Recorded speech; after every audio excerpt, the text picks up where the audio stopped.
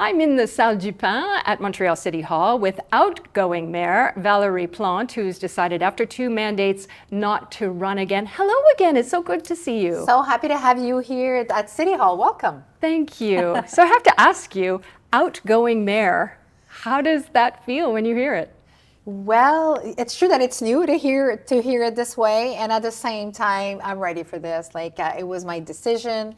I announced it a year ago, almost a year ago, and so at this point, I'm just excited, for this campaign to happen, and I'm definitely going to wish the best of luck to the person that will be at the head of the city of Montreal, because for me, it's been such a great adventure, exciting, bumpy road sometimes, but the best experience of my life for sure.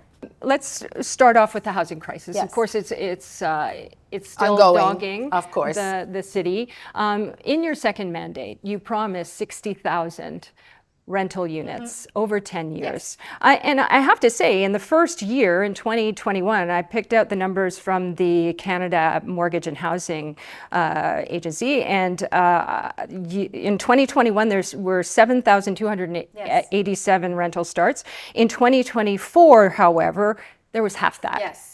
We saw a trend going downwards. Why was that? What went wrong? Yeah, there's different elements for sure. I need to name that the COVID had an impact also on the economy through Canada and in Quebec. But ultimately also we had to take our own responsibility, and this is where we decided to even do better with giving, to be faster and more efficient with permits. How can we buy more land so we can offer it at a low price to non-for-profit or even the government? But is it a solved issue? The answer is no. And I'll be very honest with this. I wish there would be more units, and at the same time, I'm proud that we were able to bring something new within the market, which is off-market objectives. And because if there's nothing a mayor can do when the prices goes up for renting and buying, and it breaks my heart that there's nothing I can do. But now to bring this objective, working with the entire ecosystem, that we want to have 20% of units that will be protected off-market, protected from inflation, for me is something that shows how we are getting Montreal prepared for the next generation. There are many unhoused Montrealers. You drive along Notre Dame, you see the encampments. I've seen encampments in Angrignon Park. Did you perhaps move a little too slowly? Well, the thing with homelessness, and this is something I've been very clear about, is that since homelessness is part of the Minister of Health kind of responsibilities, right? And they need to take care of mental health, homelessness, drug use problems, and often that kind of feeds each other issues. I always say I don't have doctors for the homeless or the people dealing with mental health. I don't have nurses. I don't have that. But I can definitely buy land like I've been doing, and buying buildings, and say to the government, hey, I can sell it very cheap for you and you can build social housing. That's what I've been doing. 600 million for buying houses. This is not something that existed before I took office. So you have said that your legacy is the environment. I think so, yeah. I like to think this is, that's my core. I don't think Montrealers would disagree with you. We do have more trees than we've seen over the years. We have more green space that's protected. Our parks, sponge parks. I was just going to say sponge parks. You may eventually become known as the mayor of Sponge Park. I would love that. I want to ask you, though, are you concerned, given the situation in the United States, rolling back environmental policies in the United States, and now governments here in this country is also suggesting that we could start to see some changes environmentally? Are you concerned about your legacy and the future of the environment here in Montreal? Yes. I'm worried because if we're not creating more public transit options, well, there will be more cars. And already right now in the metropolitan area, the number of cars grows higher, faster than the number of babies. So this is tough because we need to reverse that trajectoire, right? We need to think differently. The Blue Line is a great example. I'm glad it's going to happen, but the projet, the transport in the East should happen. I'm very disappointed that the government of Quebec decided to take off the Pink Line, the tramway to La Chine. And he promised, and we did shake our hands, and everything was there.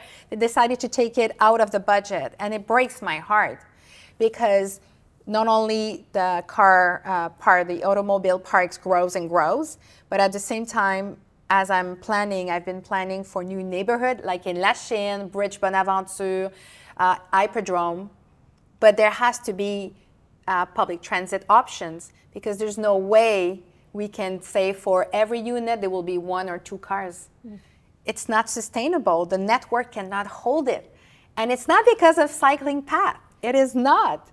It is because there's too much car on our network. You were Montreal's first woman mayor. Yes. You are a mother. Yes. You were a community worker. Very different than mayors of the past, obviously. How did that impact your approach here at City Hall?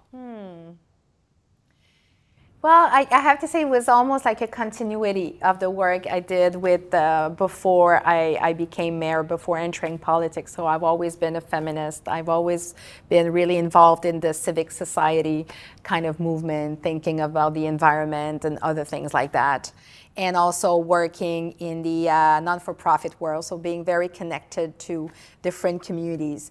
So I feel like I took that approach, and definitely those values of inclusiveness, of environment, of feminism within my work.